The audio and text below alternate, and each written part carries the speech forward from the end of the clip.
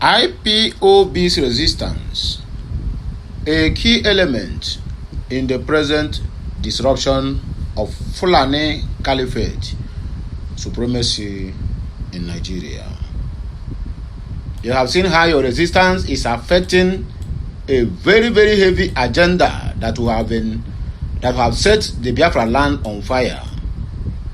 If you are an Igbo man,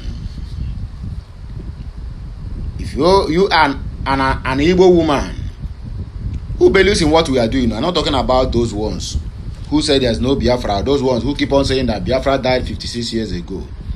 I mean those who are part and parcel of what we are doing. My brother, be proud of yourself. Biafra is here already. Just a little, only one signature, my brother, everything, in fact, it becomes, the whole thing, it becomes a history.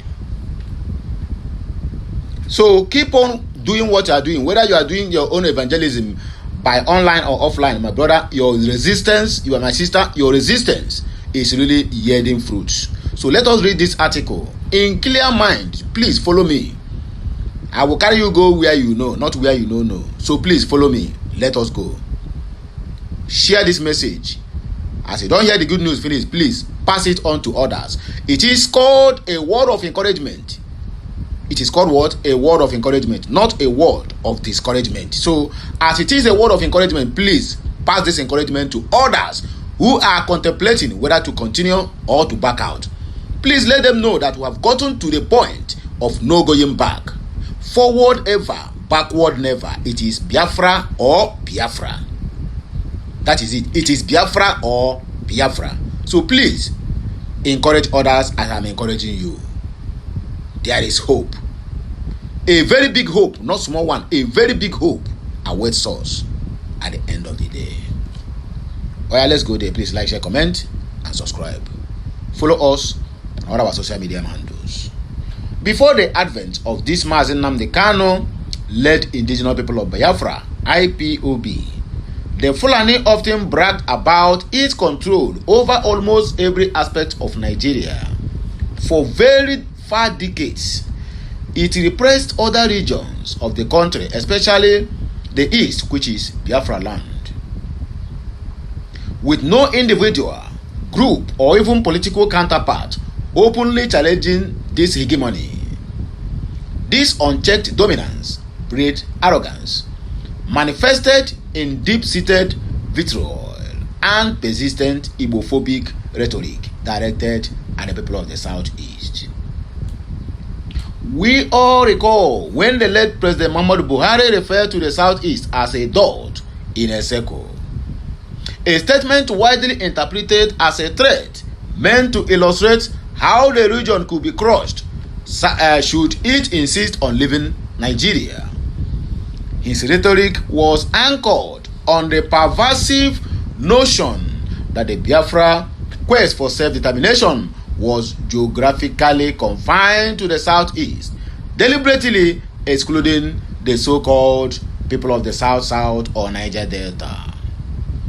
He went further to recklessly allude to the possibility of another Biafran genocide similar to that of 1967 to 1970, implying that nothing will happen in response. Such hate-laden audacity from a supposed head of state, threatening genocide against an entire region he claimed to democratically govern, was both alarming and unprecedented. Fortunately, IPOB led strategic, largely non-violent but firm defensive resistance against what it perceived as openly acknowledged genocidal objectives of the Fulani-dominated Sokoto Caliphate, established against the people of the East. IPOB not only challenged the supremacy complex long held by the Fulani Sokoto Caliphate establishment, but also took its message into communities of historically suppressed indigenous populations in the north. Through the Enlightenment campaigns, it sought to expose how Fulani elites in what IPOB described as a parasitic political structure had long used other northern groups as willing tools against the Nigerian polity for the sole benefit and exaltation for the Fulani interest alone. Faced with IPOB's unflinching determination to challenge what it viewed as an Islamization agenda in Nigeria, particularly in the people of Southeast, and its insistence on political self-determination rather than armed confrontation, the Fulani-dominated establishment alleged resorted to false flag operations. These actions were aimed at discrediting IPOB, destabilizing the East, and advancing their objectives by all means necessary. One such episode, according to IPOB's narrative, involved the use of judicial and political mechanisms.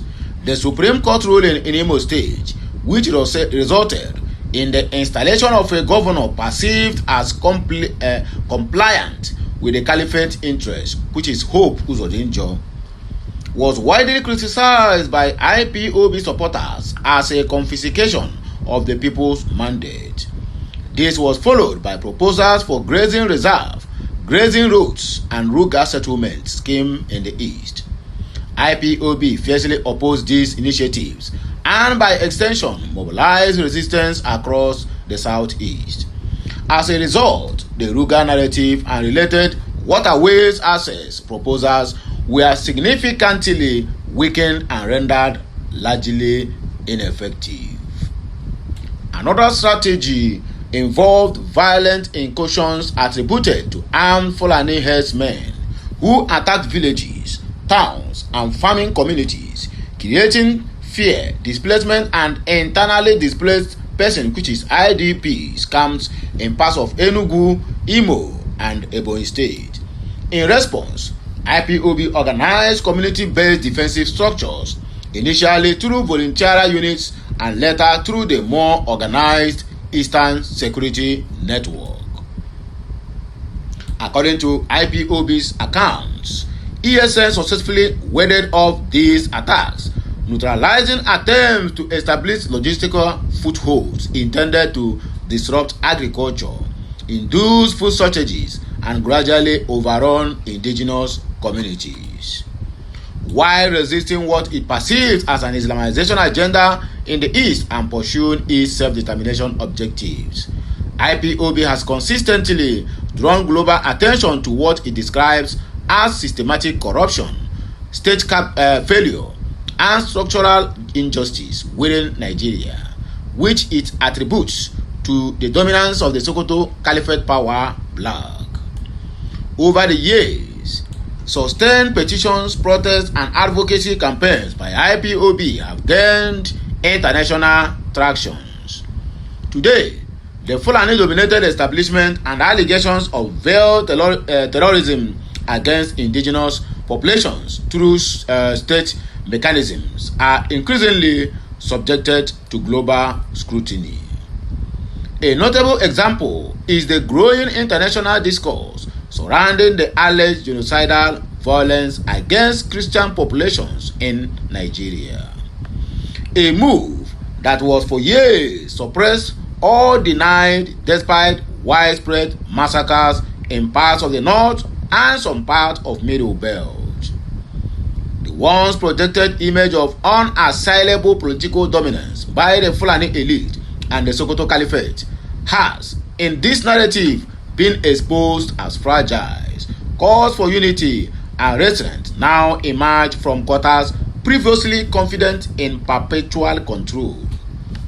Even demands for accountability, justice, and reparation for alleged crimes against humanity continue to mount. This article argues that the actions of Fulani elites themselves have contributed significantly to the current crisis confronting their authority across parts of West Africa. Conflicts involving Fulani militant groups have led to the severe breakdown in relations with host communities, many of which have risen in resistance. Similar dynamics its contents are unfolding in Nigeria. From Hausa communities to TV lands in the Middle Belt and extending to the Southwest, many groups have become increasingly aware of what they perceive as an existential threat posed by Fulani Caliphate dominance. Indigenous populations in the north, once largely docile, are becoming more conscious and vocal, seeking to free themselves from the perceived political and religious subjugation. These communities are increasingly leading efforts to expose historical atrocities, religious persecutions, and transnational militancy attributed to Fulani actors across Nigeria and that of West Africa. Consequently, appeals for international attention and intervention have intensified, with affected communities calling on global institutions and world powers, just as IPOB has done for years, to protect their lives, faiths, and ancestral heritage.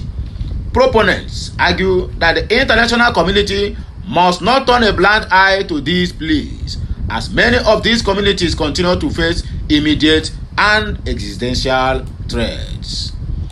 As for the quest for Biafran self-determination led by IPOB, this article concludes that its role in disrupting the long-standing grip of the Fulani Sokoto Caliphate over Nigeria is a story still unfolding, one that history and posterity, it asserts, will fully record and judge all of us in due time, depending on how you are contributing to this honorable cause. Kachineke meziokwu, kemesianu, my people.